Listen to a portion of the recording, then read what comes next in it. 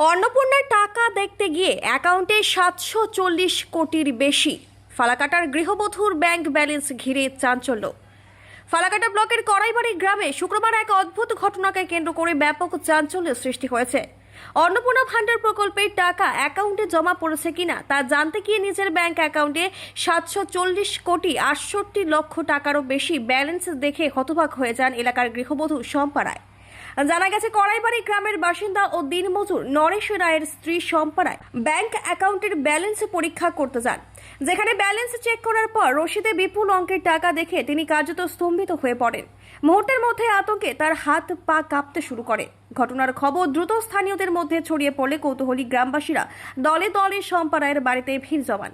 পরে বিষয়টি পুলিশকে জানানো হলে পুলিশ ঘটনাস্থলে পৌঁছে প্রাথমিকভাবে ঘটনার খোঁজ খবর নেয়। প্রশাসন ও পুলিশ সূত্রে জানা গেছে, কিভাবে ওই গৃহবধূর ব্যাংক অ্যাকাউন্টে এত বিপুল অঙ্কের অর্থ দেখাচ্ছে তা খতিয়ে দেখা হচ্ছে। প্রাথমিকভাবে এটি প্রযুক্তিগত ত্রুটি, তথ্যগত বিভ্রান্তি নাকি অন্য কোনো কারণ, সেই বিষয়টি তদন্ত করে দেখা হবে। ঘটনাটি ঘিরে এলাকা জুড়ে ব্যাপক চর্চা শুরু হয়েছে। তদন্তের পরই প্রকৃত কারণ স্পষ্ট হবে বলে মনে করা হচ্ছে। কি নাম আপনার? শম্পা বর্মন, বাড়ি কড়াইবাড়ি। আচ্ছা, কি আপনার ব্যালেন্স একটা অনেক টাকার ব্যালেন্স দিয়ে গেছে, কি করে বুঝলেন?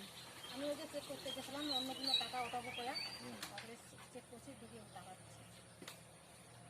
আপনি অন্নপূর্ণার টাকা তুলতে গেছিলেন, তখন দেখলেন যে একটা ব্যালেন্স